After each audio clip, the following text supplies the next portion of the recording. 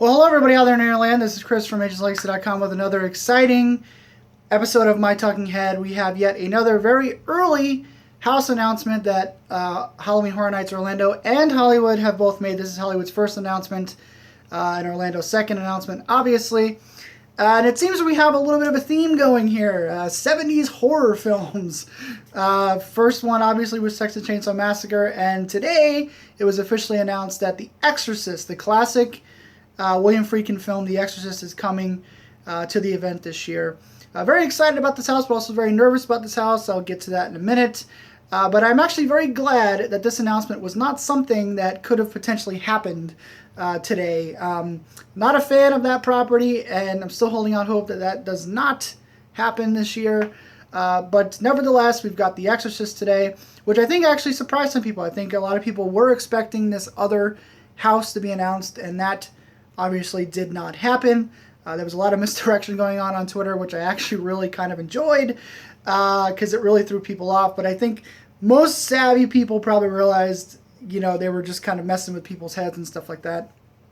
But anyway, The Exorcist. The Exorcist is coming on both coasts, and I'm actually very happy about this. I'm very excited. The Exorcist is my all-time favorite horror film ever. I first saw it when it was re-released in theaters. I think it was, what was it, back in the late 90s, early 2000s. They had the re-release, and then they also had the stupid prequel thing that they were doing, and that actually came out, and was that movie was a total mess. If you follow movie stuff at all, it was actually split into two films with two different director visions and whatnot.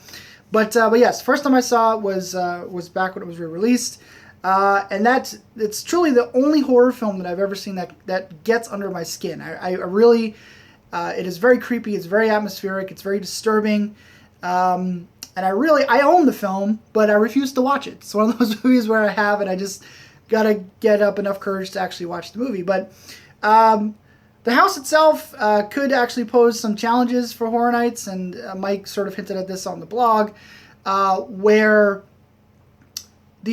pretty much the entire film takes place in one room. There's not a whole lot of options for for different locations and things like that. But also the same challenges that I think they faced with this, they faced with Evil Dead a couple years ago, where that was basically just one location, and they had to come up with different ideas, different creative ideas to sort of scale. I did not like the execution of the Evil Dead house before, and hopefully they do a better job with The Exorcist here. There was a lot of stuff mentioned, or a couple things mentioned on the blog about mattresses and enveloping people and things of that nature, which is interesting, and I'm kind of excited to see how they pull this off, but also very nervous at the same time, because this has a lot of potential to either be really, really good or really, really bad.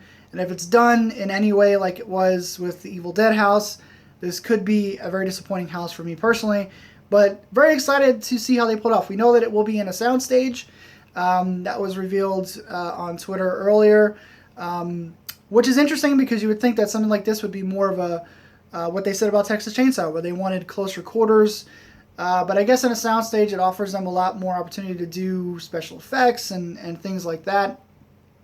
So that kind of makes sense, but a little disappointed it's actually in a soundstage, because I really would have liked more of a cramped sort of feel to it, because it does kind of lend itself to that. But who knows? They're trying their best to make a property that pretty much is in one room and kind of expanding it. So a lot of potential to be really, really good, or a lot of potential to be really, really bad. So we're going to have to wait and see.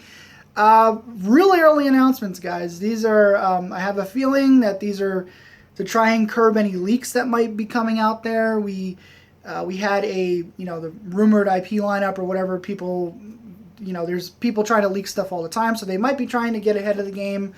But who knows? 2 house announcements in April, very, very early. But anyway, so that's about it. The Exorcist is coming. This has been a property that has been speculated for quite some time, a couple years now.